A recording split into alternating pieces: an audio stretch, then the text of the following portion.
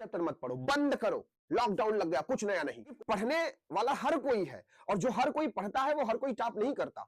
अलग अलग टीचरों ने आपको अगर भरा है ना कि भाई सारा ये पढ़ना वो पढ़ना, ले एग्जाम में आपने देखा होगा कि बहुत सारे बच्चे होते हैं भाई जो मेहनत करते हैं और उसमें से कुछ बच्चे ऐसे होते हैं जो 90 प्लस 95 प्लस अचीव कर लेते हैं और कुछ होते हैं जो 80% पे ही रह जाते हैं।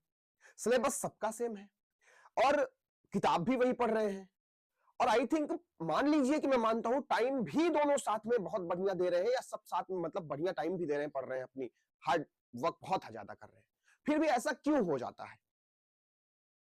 क्या आपने सोचा? आओ मैं बताता हूं रीजन क्या होता है। यहां पे दो तरीके के बच्चे होते हैं, एक जो एग्जाम में अपनी नॉलेज को दिखाते हैं, दूसरे जो एग्जाम के पॉइंट ऑफ व्यू से एग्जामिनर को इंप्रेस कर लेते हैं। एग्जाम आपकी रियलिटी को चेक नहीं करता कि आपके नॉलेज कितनी है, आप इंटेलिजेंट कितने हो, और ना ही एग्जाम में आपके नॉलेज पे मार्क्स मिलते हैं। एग्जाम में वो टॉप करता है, एग्जाम में वो टॉप नहीं करता है जो बहुत अधिक पढ़ता है।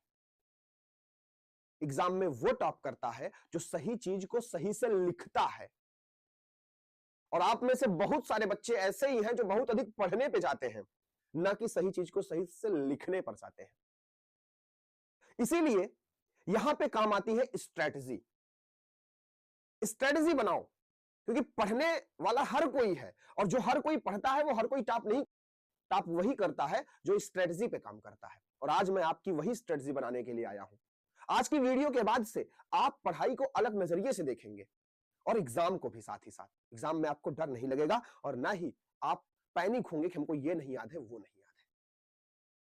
देखो सबसे बड़ा, मैं अगर सबसे बड़े सच की बात करूं भाई, तो एग्जामिनर्स जो आपका देखता है ना, वो ये नहीं देखता कि आपको कितना आता है, आपने इसके पीछे कितनी मेहनत करी है, और ना ही वो आपके अच्छे इरादे को चेक करता है। उसका मकसद होता है सिर्फ और सिर्फ ये देखना कि आपने कितने क्लियरिटी से, कितनी बढ़िया तरीके से आंसर्स को और अपनी एग्जाम की कॉपी को प्रेजेंट किया है उसके सामने। कैसे? आओ हम समझाते हैं और बढ़िया तरीके से। एक स्टूडेंट है जो क्या कर रहा है, सारे के सारे चैप्टर को पढ़ रहा है, हर एक चीज को याद करने पे लगा हुआ है, और जब आंसर लिखता है ना तो बड़े बड़े आंसर लिख के चला आता है।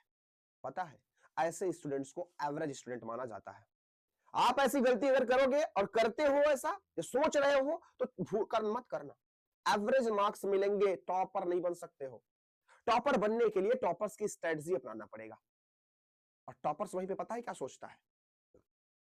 टॉपर्स क्वेश्चन ओरिएंटेड पढ़ता है, टॉपर्स सिलेक्टेड कंटेंट पढ़ता है, और जब आंसर लिखता है तो पॉइंट वाइज लिखता है, साफ सुथरा लिखता है। जहां पे डायग्राम की आवश्यकता है वहां पे डायग्राम बनाता है, प्रॉपर मार्जिन रखता है, पेजेस में मार्जिन रखता है, प्रॉपर लाइन कहां कैसे खींचनी है, जितना हर एक पेज में छोड़ रहा है उतना हर एक मतलब जितना एक पेज में छोड़ा है पहली लाइन या दो लाइन लास्ट में, ऐसा हर चीजें। इस पर मैं एक प्रॉपर वीडियो लाऊंगा कि आपको कॉपी कैसे लिखनी है, बट अभी स्ट्रेटजी की बात कर रहा हूं कि कैसे काम करना है। तो आज से ही ध्यान रख लो, स्ट्रेटजी वाला स्टूडेंट बन जाओ, एवरेज स्टूडेंट मत बनो। सारे चैप्टर पढ़ने पर मत जाओ कि सारे चैप्टर पढ़ना है। आप नॉर्मली ऐसा सोचो, एक स्टूडेंट ऐसा है जो कि सारे के सारे चैप्टर से किताब का पढ़ा साल भर में, और एक स्टूडेंट ऐसा है जो कुछ ही सिलेक्टेड चैप्टर पढ़ा साल भर में लेकिन 2-3 बार पढ़ डाला उसने। अब अगर एग्जाम में दोनों को एक साथ बैठाया जाएगा सेम क्वेश्चन पेपर दे करके ना, तो जो सिलेक्टेड कंटेंट को रिपीटेड टाइम पढ़ा हुआ है ना वो ज्यादा मार्क्स लाएगा, और वो जो पूरे साल भर में सारे चैप्टर्स को सिर्फ पढ़ पाया वो एवरेज ही रह जाएगा। वजह क्या है पता है? वजह यह है कि वो पूरा का पूरा चैप्टर पढ़ा तो, लेकिन उसने एक भी चैप्टर को इतना बढ़िया तरीके से नहीं क्लियर कर पाया कि वो क्वेश्चन का आंसर करे और उसके मार्क्स ना डिडक्ट हो, और सारे के सारे क्वेश्चंस के आंसर उसको प्रॉपर याद हो गए हो। लेकिन वो जो वो बंदा है ना स्ट्रेटजी फॉलो कर रहा है, वो कुछ ही सिलेक्टेड कंटेंट को पढ़ा लेकिन रिपीटेड टाइम में पढ़ा, वो क्या करेगा, उसके कुछ ही आंसर करेगा लेकिन सॉलिड आंसर होंगे। एक भी मार्क्स डिडक्ट नहीं होगा उसका। अब आप सोचो, आपको कौन सा वाला स्टूडेंट बनना है? टॉपर बनना है ना, तो स्ट्रेटजी आज की जरूर फॉलो कर लेना। याद रखना 80% मार्क्स जो होता है ना, वो 20% कंटेंट से ही आता है। सच है ये। और अगर यकीन नहीं है ना, अलग अलग टीचरों ने आपको अगर भरा है ना कि भाई सारा ये पढ़ना वो पढ़ना, ले थोड़ा सा प्रीवियस ईयर पेपर देख लेना, समझ जाओगे। तो पूरी किताब पढ़ने की जरूरत क्या है भाई? हार्ड वर्क क्यों कर रहे हो? स्मार्ट वर्क करो ना। आज से ही, अभी से ही सिर्फ 20% कंटेंट पे फोकस कर लो, और रिजल्ट में आप 80% क्वेश्चन देखोगे कि उसी 20% कंटेंट से आए हुए हैं, और आप मतलब खुद में फील करोगे कि हाँ भाई मेरी स्ट्रेटजी कितनी बढ़िया थी। लेकिन टारगेट क्या होगा सर? टारगेट होगा अपना रिपीटेड एरियाज। कहां से हम ये 20% कंटेंट पाएंगे? कहां से हम ये एरिया पाएंगे जहां से हमें पता चलेगा? तो भाई रिपीटेड चैप्टर्स देखो। और ये रिपीटेड चैप्टर्स कहां से मिलेंगे? सर ये मिलेंगे हमको प्रीवियस ईयर क्वेश्चन पेपर से। ये प्रीवियस ईयर क्वेश्चन पेपर कहां से मिलेगा? अपने इंग्लिश रथ ऐप पर अवेलेबल है, डाउनलोड कर लो, मिल जाएगा। अभी तुरंत कर लेना। लेकिन आगे आओ, और चीजें बतानी है मुझे। और अगर चाहते हो कि वो मोस्ट रिपीटेड क्वेश्चंस आपको मैं दे दूं, तो कमेंट करो। जितने अधिक कमेंट होंगे उतनी ही जल्दी आपको मैं मोस्ट रिपीटेड क्वेश्चंस दे दूंगा। जब आप आंसर राइटिंग करते हो तो आंसर राइटिंग बहुत इंपॉर्टेंट है। आंसर राइटिंग करने का तरीका बहुत मैटर करता है। आप जब हेडिंग लिखो तो हेडिंग में आपके आंसर का कीवर्ड जरूर होना चाहिए। आप जब पैराग्राफ से लिख रहे हो आंसर का, तो भैया पॉइंट्स जरूर यूज करो। बिना पॉइंट्स के मत लिखो। पॉसिबल हो तो पॉइंट्स जरूर लिखो, लॉन्ग आंसर्स हैं तो। और एग्जाम्पल दे सको तो और अच्छी बात है। आवश्यकता है डायग्राम बनाने की, डायग्राम बनाओ। क्वेश्चन का जो आपकी कॉपी हो, प्रॉपर रखो, सारी चीजें नीट एंड क्लीन होनी चाहिए, कटपिट ना रखो। याद रखना स्ट्रक्चर ही आपका किंग है। अगर स्ट्रक्चर सही से नहीं रहा आपकी कॉपी का, आपके लिखने का तरीका बढ़िया नहीं रहा, तो आपके मार्क्स कटेंगे कटेंगे। मैंने कहा था ना, ज्यादा पढ़ने वाला टॉपर नहीं बनता है, सही चीज को सही तरीके से लिखने वाला टॉपर बनता है। डिसाइड आपको करना है कि आपको ज्यादा पढ़ने वाला बनना है या सही चीज को सही तरीके से लिखने वाला बनना है, क्योंकि टॉपर्स तो यही करते हैं। आपके सामने मैं यहां पे दो ऐसे राइटिंग का वैसे ले लिया हूं। अब आप यहां पे मुझे बताओ कौन सा वाला आपको ज्यादा अच्छा लग रहा है? अगर आप एग्जामिनर होते तो आप किसको अधिक नंबर देते? एवरेज स्टूडेंट ऐसा लिखता है, आप देख पा रहे हो कैसा लिखता है एवरेज स्टूडेंट? भाई एवरेज स्टूडेंट की तरह लिखोगे इस तरीके से, बस एक लाइन से एक जगह से शुरू किया और पूरा खत्म कर दिए, मार्क्स कट जाएंगे। आपको इस तरीके से लिखना है। आप अगर ऐसा लिखते हो, चीजों को जो कीवर्ड्स है उनको अंडरलाइन कर देते हो, पैराग्राफ चेंज करते हो, पॉइंट्स बनाते हो, एग्जाम्पल पॉसिबल है देते हो, साफ सुथरा बिल्कुल लिखते हो, तो आपके मार्क्स कटने के बजाय एग्जामिनर आप पर इंप्रेस होगा। भाई एग्जामिनर भी तो इंसान ही है ना। अगर आप उसके सामने अपनी चीजों को बढ़िया तरीके से प्रेजेंट करोगे, अपनी कॉपी को बढ़िया तरीके से, अपने आंसर राइटिंग की टेक्निक को, अपने प्रेजेंटेशन को दिखाओगे बढ़िया तरीके से, तो आपके नंबर देने में कंजूसी क्यों करेगा? नहीं कर सकता। और याद रखना, मैंने कहा ना, जहां पे डायग्राम की आवश्यकता है वहां पे डायग्राम बनाओ, और नेम वगैरह देने की आवश्यकता है, नेम वगैरह भी दो। और दूसरी सबसे बड़ी बात अब आती है सर, टाइम स्ट्रेटजी। कई बार बच्चा क्या करता है, एग्जाम में टाइम उसकी कम पड़ जाती है। वजह क्या होती है पता है? 2-3 क्वेश्चंस पर वो अधिक समय दे देता है।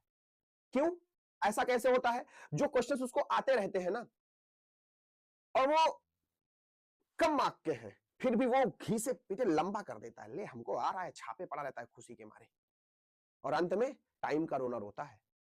इसलिए जितने वर्ड्स में जरूरी है क्वेश्चन का आंसर देना, उतने ही वर्ड्स में लिखो। और कई बार और क्या होता है, हम डिफिकल्ट क्वेश्चंस को पहले करना शुरू करते हैं या सीरियल वाइज करना शुरू करते हैं। ये सब बकवास है। पहले आसान क्वेश्चंस जो है उनको कवर करो, कॉन्फिडेंस बूस्ट होगा। ओवर थिंकिंग नहीं करनी है, ठीक है ना? जितना है प्रॉपर तरीके से उसको लिख दो बस। एग्जामिनर आपके पूरे एक एक वर्ड को प्रॉपर पढ़ता नहीं है कि एक एक वर्ड को प्रॉपर पढ़ता है। वो कीवर्ड्स, अंडरलाइन वर्ड्स, इंपॉर्टेंट चीजों को देख लेता है, आपके क्वेश्चन आंसर लिखने के तरीके को समझ लेता है, बस उसको समझ जाता है कैसा बच्चा है ये। ठीक, तो लंबा चौड़ा बनाने की आवश्यकता नहीं है, ओवर थिंकिंग की आवश्यकता नहीं है, डरने डरने की आवश्यकता नहीं है, ठीक है ना। एक क्वेश्चन पे फंसे, एक क्वेश्चन नहीं आ रहा उसी पे फंसे रह गए, सोच रहे हो, मार्क्स, अपना टाइम बर्बाद कर रहे हो। ये सब मत करना, ये सब बिल्कुल भी मत करना एग्जाम में। और अभी हम बात कर लेते हैं, अभी भी हमारे पास बहुत समय है, और इस समय में हमारी स्ट्रेटजी क्या होनी चाहिए, समझ लो, लॉकडाउन लगा लो। अब कहीं घूमने घामना नहीं है, अपनी पढ़ाई पर सिर्फ ध्यान देना है। और सबसे बड़ी बात, अभी भी कितने सारे ऐसे बच्चे हैं जो नए नए चैप्टर्स जो नहीं पढ़े हैं उसको पढ़ने में लगे हुए हैं कि भाई ये पढ़ना, ये पढ़ना, ये पढ़ना। अरे पागल हो, मार पड़ेगी ऐसा करोगे तो। कोई नया चैप्टर मत पढ़ो, बंद करो, लॉकडाउन लग गया, कुछ नया नहीं, कुछ नया नहीं। जितना पढ़े हैं सिर्फ उसका रिवीजन करेंगे, लेकिन ऐसे चाप के रिवीजन करेंगे ना कि ससुरा एक भी क्वेश्चन उन चैप्टर से नहीं छूटना चाहिए जितना हम पढ़े हैं। गारंटी देता हूं आपका मार्क्स कम कोई कर नहीं सकता और ज्यादा होने से कोई रोक नहीं सकता। कोई नया चैप्टर मत पढ़ो, सिर्फ रिवीजन करो, सिर्फ रिवीजन रिवीजन रिवीजन और रिवीजन। साथ ही साथ राइटिंग की प्रैक्टिस करो। कई बच्चे ऐसे हैं जो रिवीजन तो करते हैं लेकिन लिखने की प्रैक्टिस ही नहीं करते हैं। अगर आप भी लिखने की प्रैक्टिस नहीं करते हो ना तो बहुत बड़ी गलती कर रहे हो बेटा। लिखने की प्रैक्टिस शुरू कर दो और लिखना शुरू करो, क्योंकि जब तक आप लिखोगे नहीं तब तक आपको प्रॉपर तरीके से लिखना कैसे है, हैंड राइटिंग कैसे बनानी है, सारी चीजें आपको लिखने की प्रैक्टिस से आएगी। और अगर आप चाहो तो आप मुझे अपने लिखने की चीजों को टेलीग्राम या व्हाट्सएप पर शेयर भी कर सकते हो, ठीक। इंग्लिश ऐप डाउनलोड कर लो। अगर आप टेलीग्राम ग्रुप ज्वाइन कर लेते हो, डिस्क्रिप्शन में लिंक मिल जाएगी, आप बताना, सारी चीजें हम वहां पे अवेलेबल करवा देंगे, आप शेयर कर सकते हो हमको और हम खुद वहां पे इवैल्यूएशन करके आपको बता देंगे, ठीक। तो राइटिंग प्रैक्टिस आपकी बहुत जरूरी है और शुरू कर दो। और याद रखना, रिवीजन बहुत जरूरी है। रोज रिवीजन करो, रोज आंसर लिखो और रोज एनालाइज करो, इनको कहां कमी रह गई है उसको सुधार करो, ठीक। और आपको पता है एग्जाम में 3 तरह के बच्चे होते हैं। एक तो वो होते हैं जो कि बस तुक्का मार के बैठे रहते हैं, एक वो होते हैं जो डरे सहमे से रहते हैं, और एक वो होता है जो स्मार्ट होता है, स्ट्रेटजी वाला बंदा होता है। और आज से आपको वो स्ट्रेटजी वाला बंदा बनना है, प्लान बना करके पढ़ाई करनी है। एग्जाम में आप बिल्कुल काम रहो, बिल्कुल शांत रहो, बिल्कुल एकदम शांत, कुछ मत डरो, सहमो मत, क्योंकि आपने स्ट्रेटजी बनाई है और स्ट्रेटजी पे काम किया है। मोटिवेटेड रहोगे, कॉन्फिडेंट फील करोगे और आप एग्जाम में टॉप करके आओगे। अंत में मैं इतना ही कहूंगा कि जो एवरेज स्टूडेंट होता है ना, वो क्या करता है सर, वो चैप्टर से पढ़ता है, और जो टॉपर होता है ना वो एग्जाम क्रैक करता है। जो स्ट्रेटजी वाला बंदा होता है ना वो एग्जाम क्रैक करता है। अब आप डिसाइड करो कि आपको क्या करना है।